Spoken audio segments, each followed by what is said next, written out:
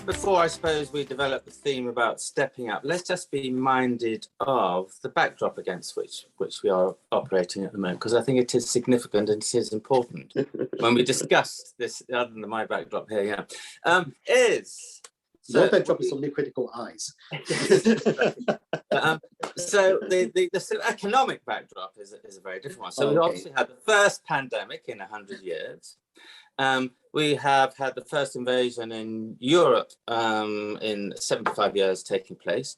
We have inflation that is abounding and increasing, and probably hasn't been at this level since 40 years ago.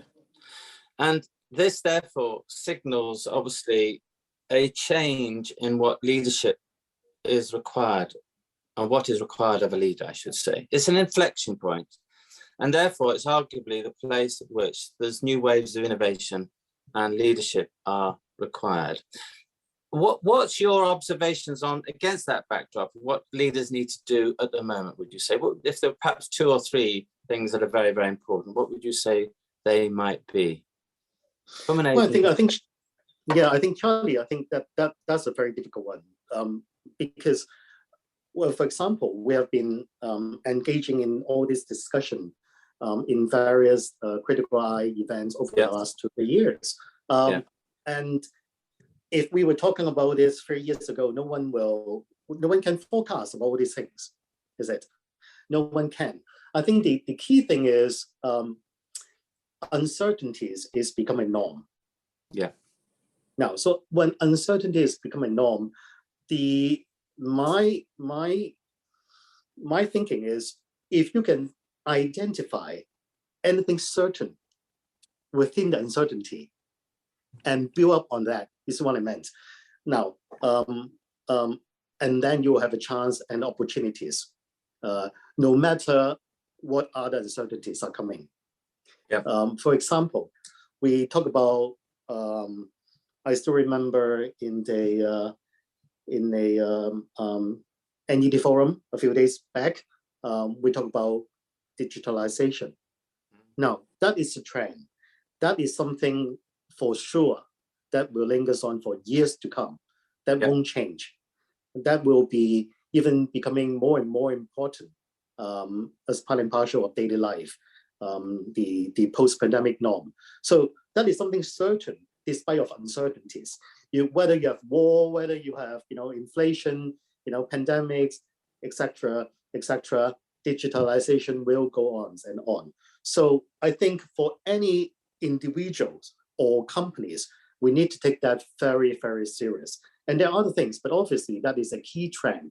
So I think being able to identify in your own industry or in your own sector, own countries, the key trend, which is having a lot more certainties within an uncertain environment, that will take you a long way forward. No, I think that's a very nice way of looking at it. And whether we're looking at supply chain issues, now we know there is a big issue about supply chain at the moment. That might present an opportunity for someone to come up with a solution, whether that is a data solution, who knows, but it is about putting in place a solution, competing with someone who's probably working under the old system and not operating in what might be required going forward. The other obviously challenge that people are going to deal with is capital and not having access to capital. What sort of challenges do you think that brings for organizations? Because inevitably over the last 20 years, well, since 2008, capital has largely been made available and very cheaply. That might have made people a little bit idle in terms of understanding its significance and its importance. So suddenly that's going to change. What does one do as a business leader to respond to that challenge, do you think? Or is it, as you say, that's a certainty and therefore we know how we need to navigate through that?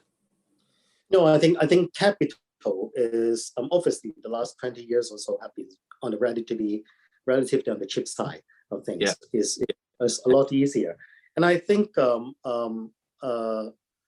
given the interest rate scenario and everything, capital firstly will be more expensive and would be more difficult to get as well. But I'm sure that if you are in the in the right industry, doing the right business model, you will still get access, because it's not about that, because the people risk appetite are not that good at this time. But people still have the money to invest. I was talking just this morning. I was talking to a PE fund in a VC and PE fund. They're doing both VC and PE in China, and they just finishing off a $7 billion US dollar fund. And I said, well, despite this and this kind of environment, how can you still be able to do it? He said there's still money around, but they are very, very cautious. The risk appetite, as I said, is not that high anymore. Yeah. But they are still looking for, as I said, key trend. For example, I talk about digitalization. We still think technology will keep going, especially in areas like AI, in data, in the meta space. They will still be going on. And the other thing is about health. I think because of the pandemic, a lot of people are looking at health tech. A lot of people are looking at healthcare system reform.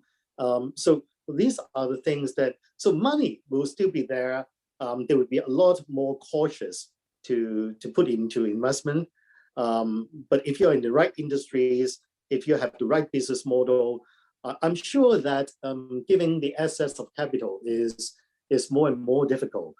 You will see in a lot of traditional sectors, there'll be a lot of consolidation and things like that. So capital will be a lot more focused and concentrated rather than before. It'd be relatively easier to get access to cheap capital. Good.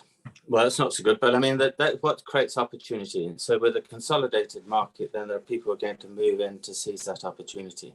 And arguably, given what you said at the outset, it's about identifying something that is certain.